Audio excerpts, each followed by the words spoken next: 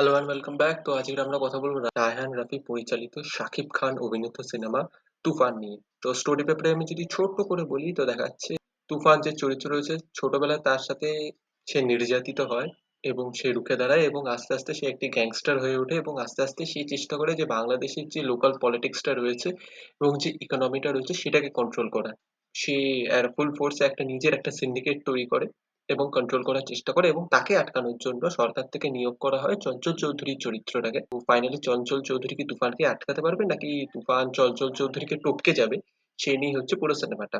তো এর ভিতর বেশ কয়েকটা টুইস্ট এন্ড টার্নস রয়েছে, তো পুরোটা জানতে গেলে আপনি দেখে আসুন 2 ঘন্টা 25 মিনিটের এই সিনেমা। তো সিনেমাটার ভালো দিক খারাপ দিক আমি যদি বলি, দেখুন সিনেমাটার 5টা দিক আমার সত্যি খুব ভালো লেগেছে। প্রথম হচ্ছে শাকিব খান। শাকিব খান অ্যাজ তুফান যে চরিত্রটা রয়েছে সেখানে যে সোয়াগার যে প্রেজেন্সটা এনেছে, সেভাবে যে নিজেকে প্রেজেন্ট করেছে, যেভাবে অ্যাকশনটাকে পুল অফ করেছে বা ইন অ্যান্ড অল যেভাবে নিজের একটা স্ক্রিন প্রেজেন্স তৈরি করেছে, একটা ক্যারিজমা এনেছে, সেটা খুব ভালো। এখানে সে বিভিন্ন রকম ভাবে দেখিয়েছে সে তার মুড সুইংস আসছে বা সে ভায়োলেন্স করছে বা কাউকে প্রভোক করছে বা একটা পলিটিক্যাল মিটিং মিছিলে নিজেকে প্রেজেন্ট করছে। তো সেইখানে নিজের সোয়াগারটাকে সে খুব ভালোভাবে প্রেজেন্ট করতে পেরেছে, সেটা আনডাউটেড। তাছাড়া টেকনিক্যালি এই সিনেমাটা খুব ওয়েল মেড। সেটা প্রোডাকশন ডিজাইন বলুন, সেট ডিজাইন বলুন, সাউন্ড বলুন বা লাইটিং বলুন, সেগুলো প্রচন্ড ভালো। এবং এখানে বেশ কিছু ভালো পাঞ্চ লাইন ডায়লগস রয়েছে, সেটা তুফানও বলেছে বা তার সাথে সাথে যে পার্শ্ব চরিত্র রয়েছে তারাও প্রয়োগ করেছে এবং সেগুলো ওয়েল রিটেন। তাছাড়া সংস গুলো খুব ক্যাচি এবং খুব পেপি এবং ওগুলোকে খুব এক্সট্রাভ্যাগেন্ট ভাবে শুট করা হয়েছে, সেটাও আমাকে মানতেই হবে। তাছাড়া এখানে মিউজিকের কাজও খুব ভালো এবং এখানে ক্লাইম্যাক্সের দিকে একটা ওয়ান টেক সিকোয়েন্স রয়েছে, এই ধরুন 4 মিনিট মতন বড়। সেটা খুব ওয়েল এক্সিকিউটেড এবং সেটা খুব ইউনিক, মানে এরকম সচরাচর অ্যাকশনের এরকম একটা লং টেক সিকোয়েন্স আমরা দেখি না। সেটাকে পুল অফ করা সত্যি খুব কঠিন, সেটাও খুব ভালো। তাছাড়া ব্যাকগ্রাউন্ড মিউজিকের কাজ মোটামুটি ঠিকঠাক লেগেছে, সেটা আমি পরে বলছি কেন আমি মোটামুটি বলছি। তো সেইগুলো খুব ভালো লেগেছে। তো all and all as a commercial package আমি বলবো it's a very well executed cinema, কিন্তু এর প্রচুর প্রচুর খামতি রয়েছে, সেগুলো আমার লেগেছে। তো সেইগুলো আমি যদি বলি, প্রথম খামতি হচ্ছে ল্যাক অফ আ ভিলেন। দেখুন চঞ্চল চৌধুরী যখনই স্ক্রিনে আসবে সিনেমাটার একটা আলাদা এনার্জি আসবে, সিনেমাটা একটা আলাদা মোমেন্টাম গেইন করবে এবং সে নিজের ক্যারিকেচার বলুন, ম্যানারিজম বলুন, নিজের প্রেজেন্টেশন বলুন, সেটা দিয়ে একটা আলাদা চার্ম এনে দেবে এবং you will enjoy his presence. কিন্তু তাছাড়া আপনার কোনো সেকেন্ডারি ভিলেনও নেই, কোনো প্রাইমারি ভিলেনও নেই যে একে হারাতে পারছে না তুফান, সেরকম কেউ নেই।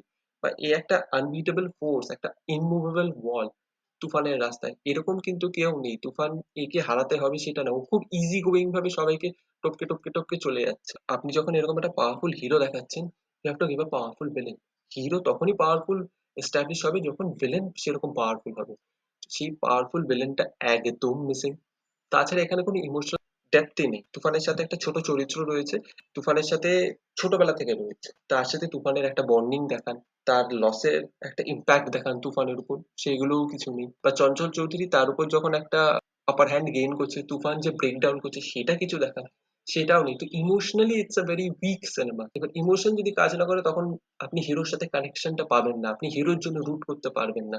তো সেটা একটা হচ্ছে। এবং এই গানগুলো খুব এক্সট্রাভ্যাগেন্ট ভাবে শুট করা হয়েছে, কিন্তু ওটা স্ক্রিন প্লেকে মুভ অন করছে না। গানগুলোকে অ্যাজ আ প্রমোশনাল মেটেরিয়ালও যদি রেখে দিত, nothing would have change for the cinema.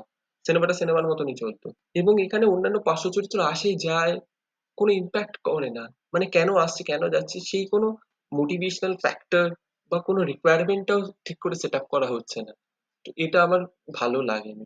তো as a writing piece on paper সিনেমাটা কিন্তু খুব একটা স্ট্রং নয়।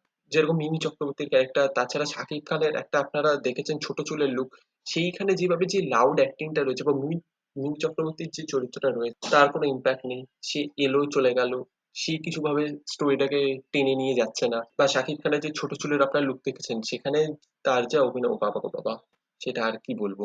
এবং তাছাড়া এখানে প্রচুর জায়গায় আপনি বুঝতে পারবেন বলিউডের অ্যানিমেল হোক, কেজিএফ হোক, বিভিন্ন জায়গা থেকে ইন্সপিরেশন নেওয়া হয়েছে এবং ব্যাকগ্রাউন্ড মিউজিকের কিছু পিসও স্যাম্পল করা হয়েছে। সেইগুলো আমার না খুব একটা ভালো লাগেনি। আপনি যখন এতটাই বানাচ্ছেন, টোটালি অরিজিনালিটি আনুন। ঠিক আছে, আমি কি আর বলবো, এইগুলো ওদের কাছে হয়তো এরকম নেই, করতে করতে আরো ভালো হবে। কিন্তু এখানে on paper as a writing piece Toofan কিন্তু খুব weak. As a visual spectacle it's well done, but writing piece হিসেবে আমার খুব একটা ভালো লাগেনি। আমি অ্যাভারেজ মুভি বলবো। আপনি চাইলে দেখতে পারেন, না চাইলে ইটস ফাইন। মানে আপনি যদি বন্ধু বান্ধবের সাথে বা প্রচুর লোক গিয়ে দেখলেন 5-6 জন মিলে, ইউ উইল এনজয় ইট। একা গেলে you will not enjoy it. তো এই ছিল আমার রিভিউ। প্রচুর লোক বাজে কথা বলবে, মাথা পেতে নেবো। দেখা হচ্ছে পরের ভিডিওতে। বাই।